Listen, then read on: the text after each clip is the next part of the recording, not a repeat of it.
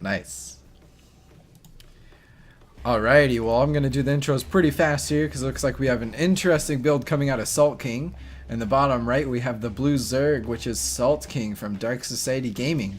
And then we already know him, he needs no intro. This is Dtokes, the orange Protoss in the top left for Dtokes. Right away we have two drones coming out here from Salt King. It's going to be interesting what he wants to do with these. I think... Okay. Is he going to proxy hatch? Oh, maybe. Oh, he wanted to take both gases, but Dtokes is already paying attention. He said no and took one of them.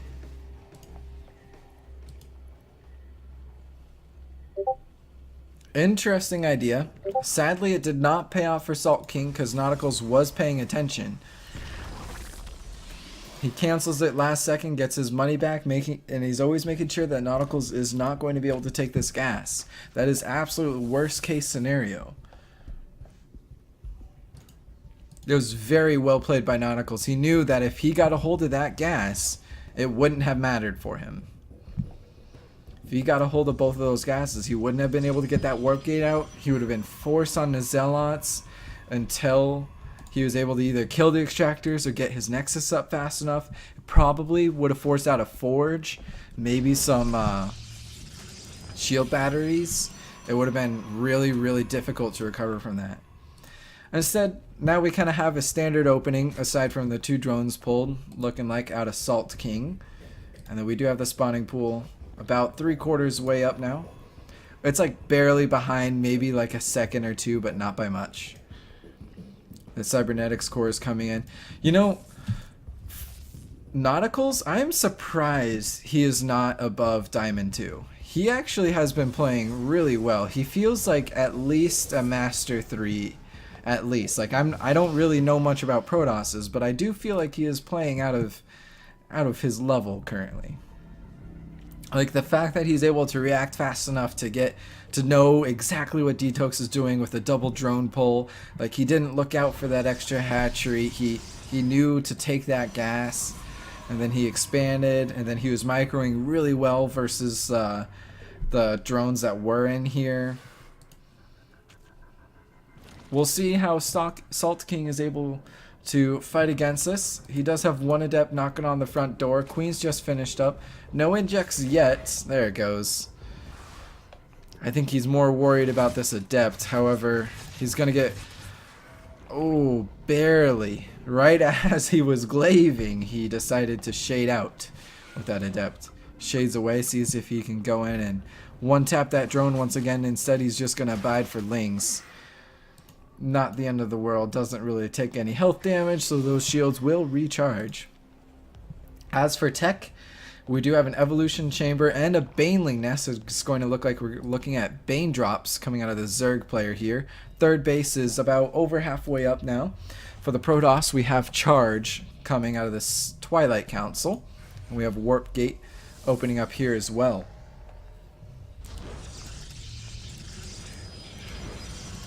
We have 3 gateways going down and then a robotics facility.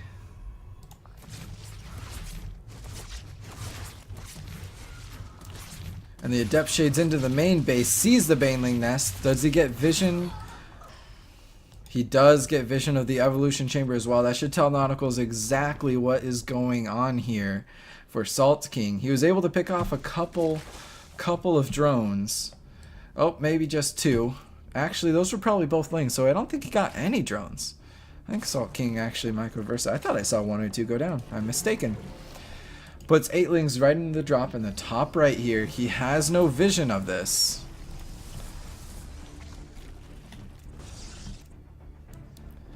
Let's see how the lings do. He goes right up at the top. There's nothing really defending this right now. So far, 1, 2... 3, 4. 4 probes go down for his hardship. He does force 1 ling in up on the bottom half. 5. 6, 7 probes. 3 drones are also going down. There's 2 adepts in the main base of the Zerg.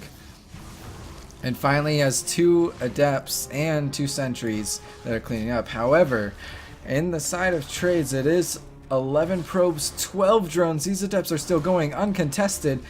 He says, Salt King says, I'm kind of done with this. He makes 7 roaches right on the way. He knows that the economy is hurt, especially with after all those probe pulls. Salt King was mining off of them, but on the other side, 16 drones went down to these 2 adepts. Finally, they get finished off. However, at this time, Salt King also has the economy where if he just went straight economy, he could rebuild those drones. As long as he's not worried about the counterattack from Nauticals.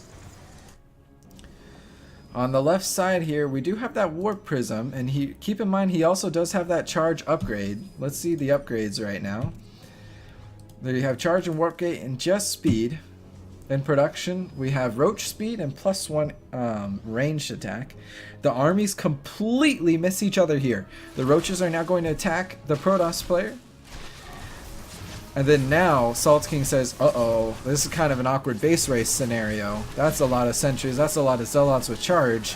He's going to evacuate here. Salt King not forcing those roaches inside, which now he is. Now he's kind of pushing up the ramp here. A lot of drones got caught out by really good force fields, once again from Nauticals, showing off how well those force fields are doing.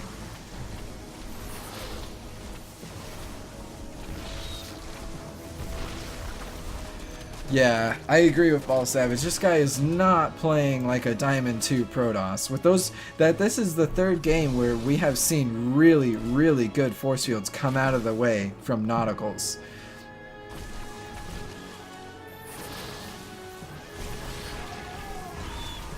Decent force fields once again. Picks up about 3 extra roaches for his trouble. Really, really well played. However, the economy did suffer quite a bit off of those roaches from Nauticals.